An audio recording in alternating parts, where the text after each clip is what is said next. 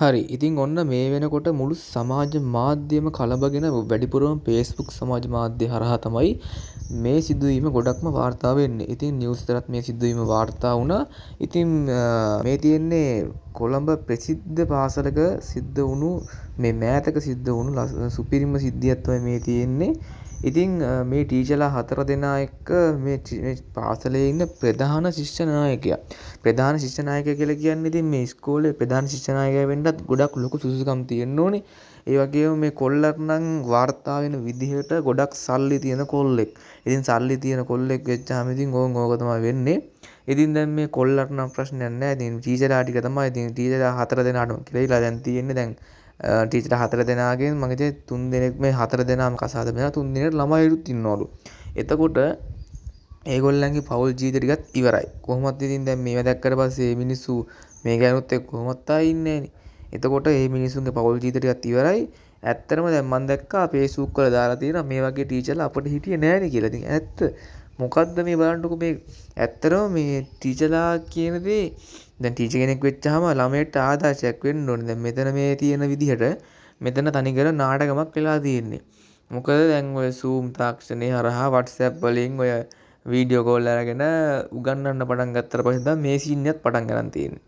ඔයන් කොහොම වුණත් දැන් ලිංගික අධ්‍යාපනය කියන දේ මේ රටට ගොඩක්ම ඕන වෙන කාලයක්. දැන් මේ ටීචර්ලා කැම්පස් ගිහිල්ලා ඉගෙනගෙන කොච්චර දේවල් කරත් තේරුමක් උන්නේ නැහැ. මොකද අන්තිමේටම ඔන්න ඕක තමයි කරගත්තේ. ඉතින් අනේ මන් දන්නේ මොකද මට හිතෙන්නේ අනිවාර්යෙන් මේක සල්ලි වලට දැන් කොල්ලට සල්ලි තියනවා කියලා කියන්නේ එක්ක සල්ලි නිසා වෙච්ච දෙයක් නැත්නම් සාමාන්‍ය ළමයෙක් එක්කත් මේ දේ වෙන්න තිබ්බනේ. දැන් එහෙම සීන් නැහැ නෙමෙයි මෙතන වෙලා තියෙන්නේ. මේ ඉස්කෝලේ ඉන්න ප්‍රධාන ශිෂ්‍ය නායකයා මේගොල්ලන්ගේ අම්මා තාත්තට සල්ලි තියනවලු. ඉතින් ඒකින්ද ඒ සල්ලි බලයට මට දෙයක් වුණාද කියලා හිතා ගන්න පුළුවන්. එහෙම වෙන්නත් පුළුවන්. අපි දන්නේ නැහැ දැන් ඒ ඇත්තටම තත්ත්වය මේකයි කියලා.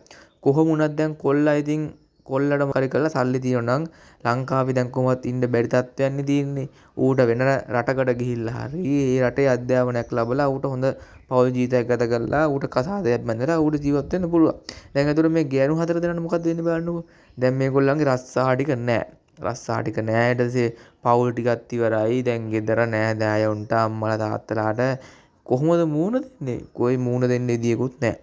කැම්පස් ගිහිල්ලා අවුරුදු ගාණක් කට්ට කාලා ටීචර් කෙනෙක් වෙන්නත් ඉතින් තව ඉන්න බෑ මාස 6ක් 7ක් විතර ඒවත් පුරුදු වෙලා ඕන් ඉතින් කරගත්ත වින්නේය.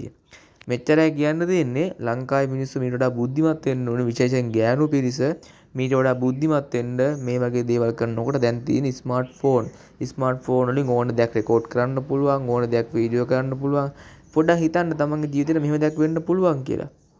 හදිස්සියවත් තරහ වුණොත් එහෙම මේ දේවල් මෙයා එළියට දානවා කියලා මම බය කරන්න පුළුවන්. ඒකින්ද ගෑනු කියන පාර්ශවයේ මෝඩ වෙන්න එපා. පිරිමිත් එමය ඉතින් අර කොල්ලගේ ජීවිතේ දැන් කොහොමවත් ඉවරයිනේ. ඒකින්ද මෝඩ වෙන්න එපා. දැන් මේවා ඉතින් ෂෙයා කරා කියලා ඒ ෂෙයා කරන මිනිස්සුන්ට බැලලා තේරුමක් නැහැ. දැන් මොකද මේ වීඩියෝ කරලා තින්නේ මේ කොල්ලමනේ.